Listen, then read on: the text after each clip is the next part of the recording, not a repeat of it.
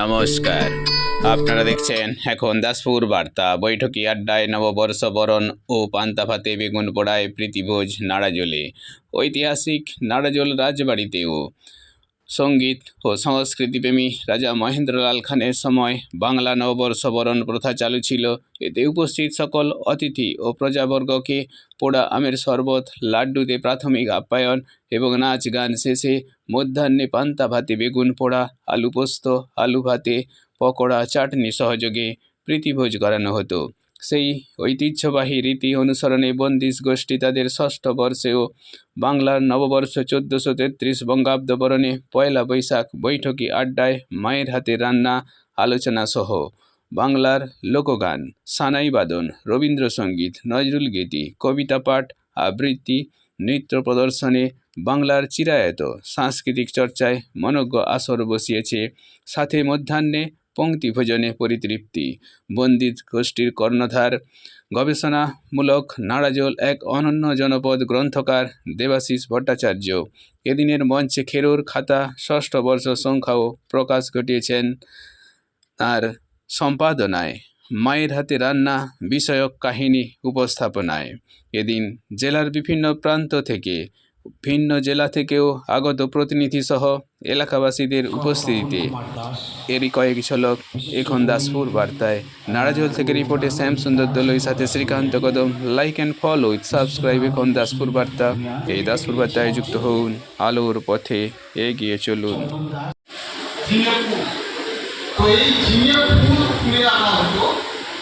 আর তার সঙ্গে চিংড়ি মাছের ফুলকা ফুলকা দিয়ে আদা লঙ্কা হলুদ জিরে বাটা দিয়ে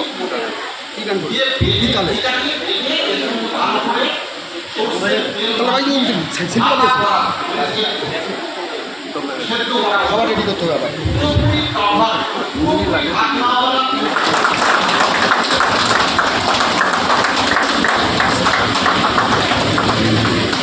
খেরোর খাতা উদ্বোধন নববর্ষের আড্ডায় নাড়াজোল রাজবাড়ি প্রাঙ্গণে। আমার মা যেভাবে যে মানসিকতার মানুষ ছিলেন, যদিও তিনি এলাহাবাদের মানুষ, এলাহাবাদে পড়াশোনা করেছিলেন, তারপরে এরকম একটা প্রত্যন্ত গ্রামাঞ্চলে ঘাটলে বিয়ে হয়েছিল, কিন্তু তারপরে তার হাতে রান্নাটাই যেন একটা বিশেষ জায়গায় পৌঁছে গিয়েছিল। তার জন্য অবশ্যই কিন্তু দায়ী ছিলেন আমার বাবার মা, যাকে আমি ভাই বলতাম। আগের মায়েরা, তো আমার বোধ হয় সেই জায়গা থেকে এবং যে মমত্ববোধ, যে ভালোবাসা দিয়ে সেইটাকে ওই মশলাটা তৈরি করতেন, পাক করতেন, তারপরে যে জিনিসগুলো দেওয়া হতো, যার ফলে আমার মনে হয় সেই কারণ নেই হয়তো আমরা সেই স্বাদ আমরা গ্রহণ করেছি, এখনো আমাদের অনুভবে সেই স্বাদ আছে। তার একটা আলাদা গল্প বেরোতো, প্লাস ওই চিংড়ি মাছকে পোড়া করা হতো, পুড়িয়ে পোড়াকে খাওয়ানো হতো। সেটা মানে সেই স্বাদ বা সেই গন্ধ অনুভূতি এখন আমরা পাই না। নদীতে খুঁজি নেই, নদীতে বীজ দিয়ে দিয়ে চিংড়ি মাছকে ধ্বংস করে শেষ করে দিচ্ছি।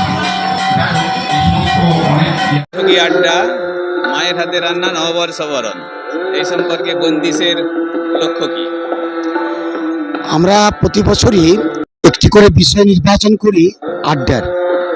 তো এবছর আমরা আড্ডার বিষয়টি রেখেছিলাম যে মায়ের হাতে রান্না। এখন বর্তমান সময়ে